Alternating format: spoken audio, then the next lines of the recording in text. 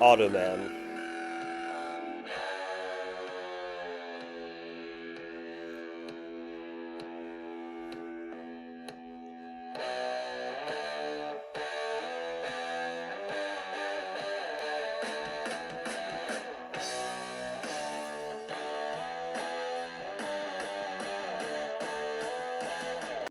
So it's about the 1600s in Europe.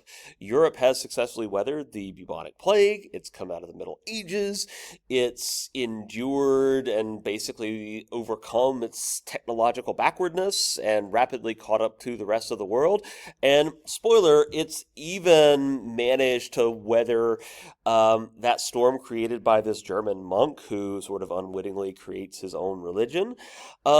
So, like all the obstacles that was in Europe's way have been dealt with, except maybe the biggest one of all, the one that you just saw, the Ottoman Empire. We've seen a lot of empires that just sort of explode out of nowhere and then die just as quickly. Alexander's Macedonian Empire is kind of an example of that. So too, to a certain extent, is a unified Mongol Empire under Genghis Khan and later on Ogadai Khan, and basically that was it. But if you look at the video previously, what you're going to see is you're going to see hundreds of years of slow, steady expansion.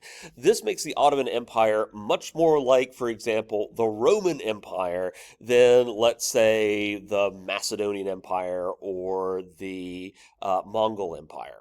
The Ottoman Empire was a military and economic superpower. Not only was it an economic and military superpower in Western Asia, ergo the Middle East, but it also wielded significant power in North Africa, Southern Europe, and even to the borders of Persia. So the Ottoman Empire was, I don't want to say it's the big bad of the time period because I don't want to moralize, but it was what we would call a hegemon, Hegemon. In other words, it was kind of considered the dominant reigning superpower.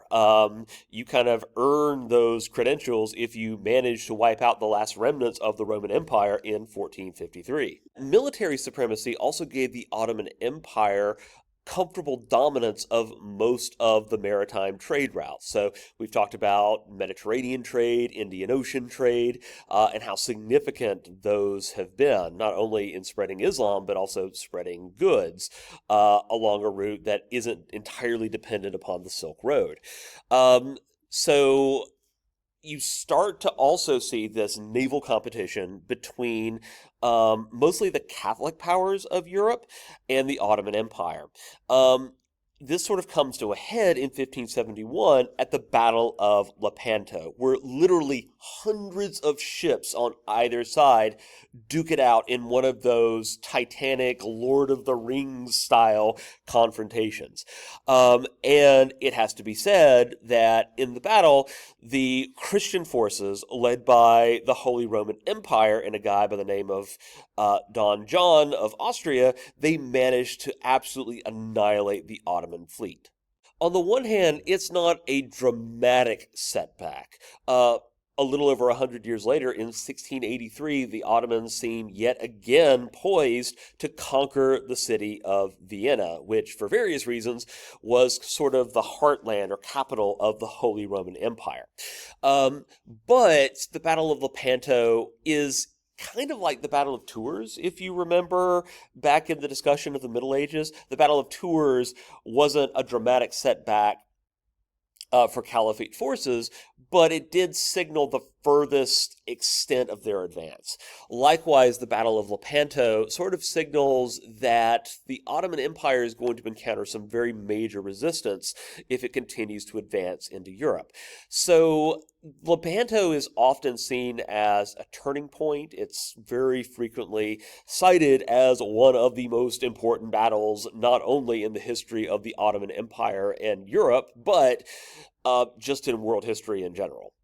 After the Battle of Lepanto, the Mediterranean becomes pretty much a European lake. So this gives European traders a definite economic edge. Um, So this will also allow Europeans to spread ports and trading outposts in parts of Africa, the Indian Ocean, Southeast Asia, without a lot of direct competition. Most of the other dominant powers during this time period, whether you're looking at the Mughal Empire or if you're looking at, for example, the Ming, remember, these are not naval powers. These are powers that mostly focus on land. It's only really the Europeans during this time period that are substantially focused on um, power projection, the ability to send fleets of ships, whether warships or trading ships, from point A to point B. You also have the emergence of Western enclaves in foreign cities, where the controllers or owners of those foreign cities were very hesitant to drive Westerners out. This is in part because sometimes Westerners allowed them access to manufactured goods that they otherwise couldn't find. The specific example that comes to mind is the fact that Portuguese and later Dutch traders landed in Japan. And even though Japan was very let's say, suspicious of foreigners, they found out that they really liked them some muskets. And so by the way, this is also during a time period where Japan is having one of its civil wars called the Warring States period, so the presence of foreigners was largely tolerated. Um, Also, there's hesitance to drive them out in some cases because of the apparent military power, technological power of these Western forces. Oftentimes, these Westerners that lived in these enclaves would have special rights and privileges that not even the citizens of the country in question possessed.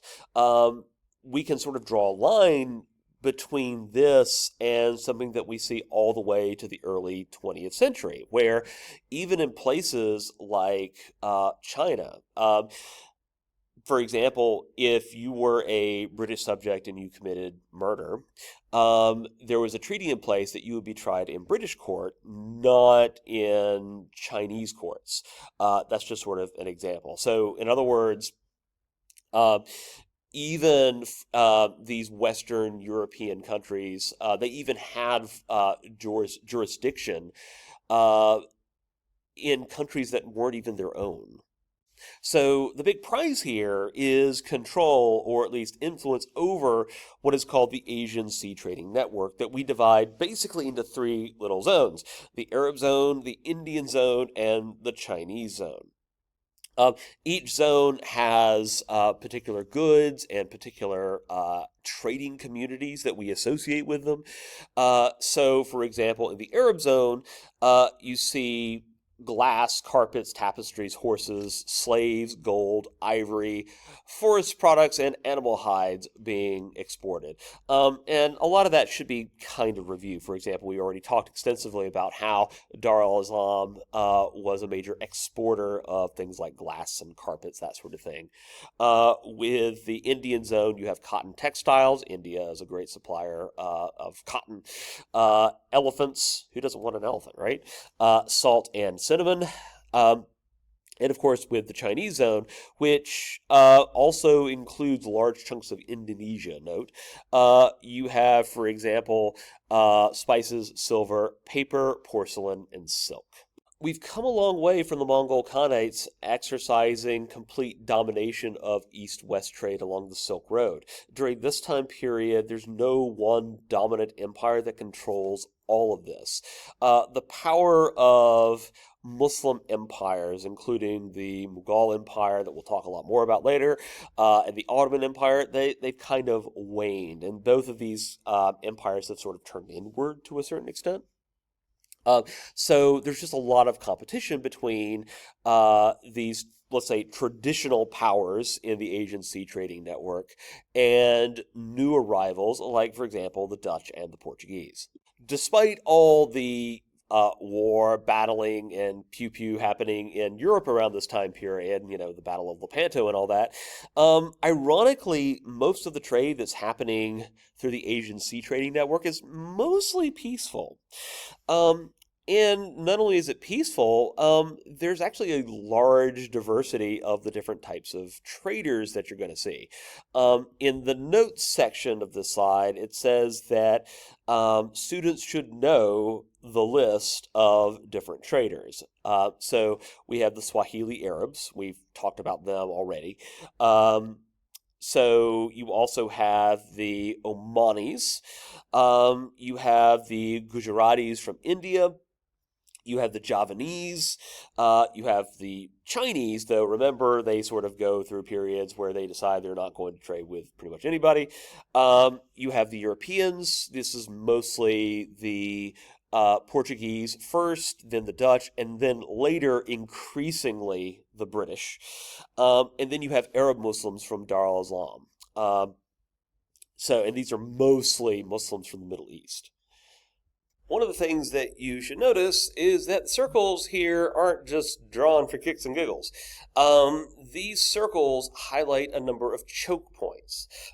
Basically, these are areas that are very narrow, where a land-based power can basically cut off the supply of trade.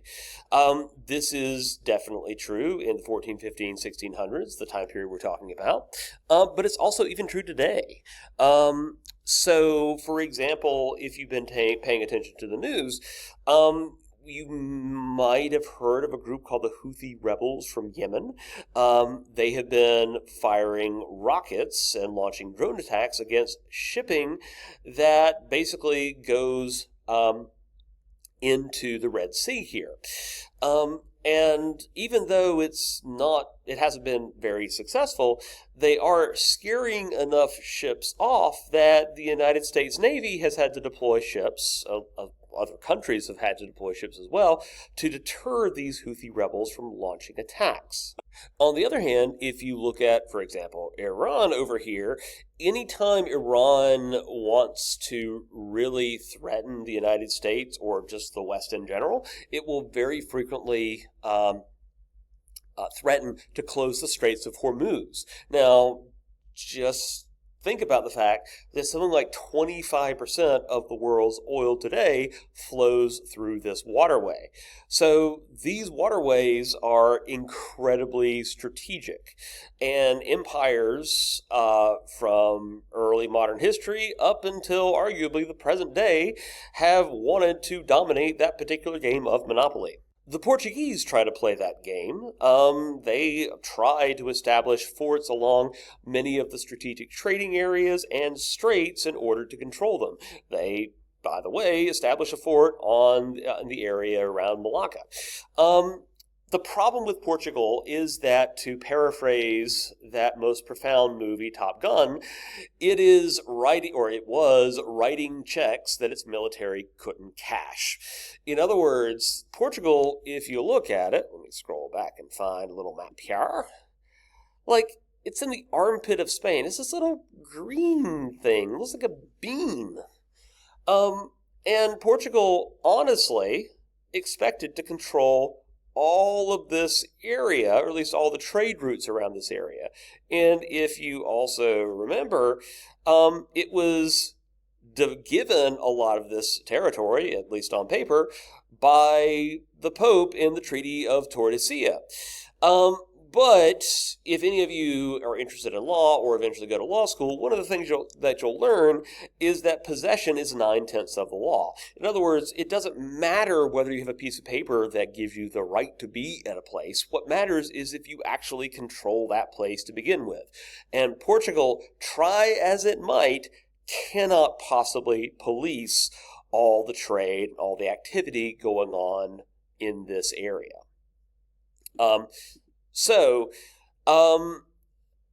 The other thing that Portugal has as a problem is that their goods are largely undesired by people in Asia.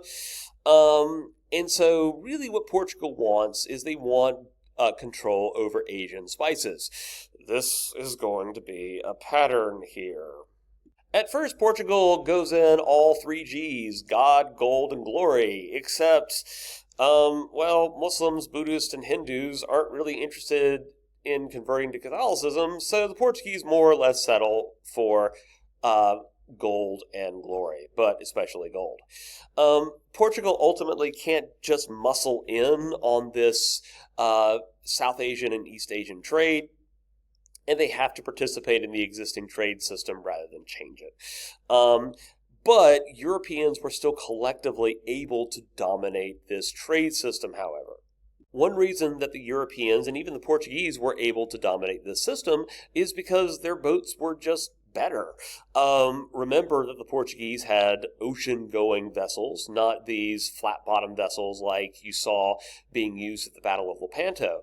And what this means is that these Portuguese vessels, if they wanted to, could show up off the coast of a hostile country, bombard them with a bunch of modern cannons, giving the country on the receiving end a very bad day, and then when the Portuguese darted off to retreat, the hostile nation couldn't send ships after them because most ships around the world, other than those operated by Europeans, were designed to operate in littoral areas. Littoral. These are areas that are basically coastal, not oceanic. So in other words, the Portuguese could basically show up, give somebody a really bad day, and then disappear without really anything in the way of consequences. Portugal can't maintain these monopolies indefinitely because at the end of the day, Portugal is a relatively small country with a limited number of soldiers and ships. And of course, what the other problem is that speaking of possession being 9/10 of the law, the Portuguese don't really have the capacity to police their own traders, let alone the actions of other countries. So eventually the Dutch and the British are going to emerge to challenge the Portuguese Empire in the 17th century. The Portuguese still have their empire. For example, if you look at their possession in Goa, which is in India, the Portuguese maintained Goa, I think, until well after Indian independence. It might be in the early 1950s that India eventually reclaims Goa from the Portuguese. But even though the Portuguese Empire still exists, it declines at the expense of the English and the Dutch. So the first thing the Dutch do is they deprive Portugal of their possession around Malacca. This Malacca, like one of those strategic waterways that if you hold, you can basically use to cut off trade entirely. Yeah, that Malacca. The objective there is to establish control over the East Indies, or what we would now call Indonesia. So, Java, which is an island in Indonesia, was constantly being advanced upon by the Dutch. Little bits and pieces were taken over time. So at first, the Dutch were tributaries of the local rulers and sultans there. But the Dutch eventually involved themselves with local and domestic conflicts, and the Dutch basically bet on the right horse, which results in them getting more territory. And they basically take more and more until by about 1750, they control most of the Javanese kingdoms. So speaking of empires that are long-term, so when we're talking about the establishment of these empires, I'm not just saying that, guys, this is something that you really need to know for Unit 2. No, like the Dutch Empire lasts until the end of World War II. In fact, there was a very messy war for independence that is fought against the Dutch after the end of World War II. So, in other words, these empires last, for the most part, until at least the mid-20th century. Speaking of European colonies and European enclaves, one great example of that is the city of Hong Kong, which during the 20th century becomes one of the global commerce hubs. It also is very famous for being controlled by the British government. So you want to know when Hong Kong was actually given up to the Chinese government or returned to the Chinese government? 1997. Now, that might not seem like ancient history to y'all, but I remember 1997. You're old. Yes, I know I'm old, but whatever. So now we come to the point about the labor systems that Europeans use in the colonies, and the title of this is Unequal Labor Systems, which is, well, underselling it quite a bit. So, in almost all of these colonies, whether you're talking about New World colonies in the Western Hemisphere, whether you're talking about the Spice Islands, wherever, you're going to find coerced systems of human labor. In other words, people are sort of forced to work. They're not really volunteering to work. The problem is that with the end of, or the decline of European feudalism, it's actually hard for Europeans to get their own people to voluntarily go to these colonies in order to work. Most of them don't want to do it. And for good reason, because oftentimes the voyage itself could kill them. So you got that problem. But on the other hand, in many cases, especially in the Western Hemisphere, like we talked about, you have an 80 to 90% population decline on average. They're not going to be a reliable source of coerced labor. And they're already in pretty poor health because of contact with all of these diseases.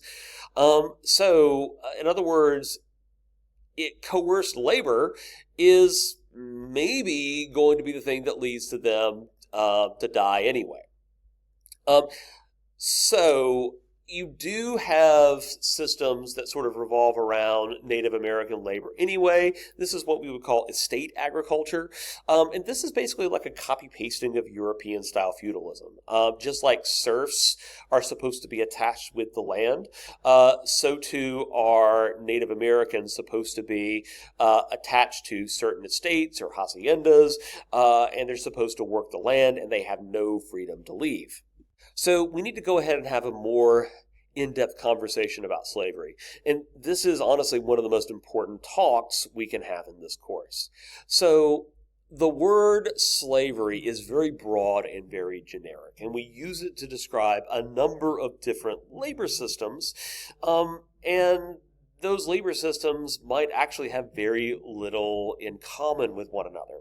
So, for example, slavery, as many people will note, exists in the Bible, has been part of ancient history, as far as records go back. And I don't know exactly how many or what percentage of societies have practiced slavery, but it's definitely been pretty prevalent. The act of owning another human being. But the form that takes has varied quite a bit across time and space. So, for example, slavery in the Roman Empire was pretty extensive. By its peak, roughly half of the empire was enslaved. That being said, a slave might be a miner in Thracia, for example, mining silver or something. A slave could also be an educated Greek bureaucrat that was personally loyal to the Roman emperor, who helped the Roman emperor run the empire. So this educated Greek slave, on the one hand, they are owned by the emperor, they are a slave. On the other hand, these aren't powerless people. These are people that have influence in the day-to-day running of the Roman Empire. And if you look beyond the Roman Empire, the elite soldiers of the Ottoman Empire, the Janissaries as they were called, they were considered slaves. They were actually enslaved Christian children that were brought up in maybe not the Sultan's household, but basically they were brought up in as Muslims. There was actually competition among families in the Balkans to see if they could get their son accepted as a Janissary, because they knew that if their child was accepted as a Janissary, there was social prestige that went with that, and the families were generally well compensated. So what I'm saying here is that slavery is very complicated, and oftentimes we use it very imprecisely. But make no mistake, the slavery that you see emerge in the New World is something that is very specific and really doesn't have much of a precedent. We call it chattel slavery, Chattel. Now, you might be asking what a chattel is. Well, a chattel is personal property. In other words, property that isn't considered land. So your car is a chattel. Your phone is a chattel. In other words, you're talking about objects. And I'm sure that many of you can kind of see where I'm going here. The idea is that you take a human being and you pretend that they're not a human being. Not all slavery, especially in the old world, especially during the time of the Roman Empire, demanded that you consider slaves non-humans. And in fact, slaves in many different societies were still given basic human rights despite their status as slaves. Chattel slavery operates on the basis that people who are clearly human beings are not human beings. It is the most horrible collective game of make-believe ever played by humans. The other thing that we associate with chattel slavery is that it's overwhelmingly associated with race. In other words, if you were a black person, you were enslaved. And yes, there are small singular exceptions to that rule, but if you were a black person living in one of these European colonies, you were overwhelmingly considered to be a slave. And that's kind of the point, because one of the reasons for the emergence of African slavery is because Native Americans were dying in huge numbers.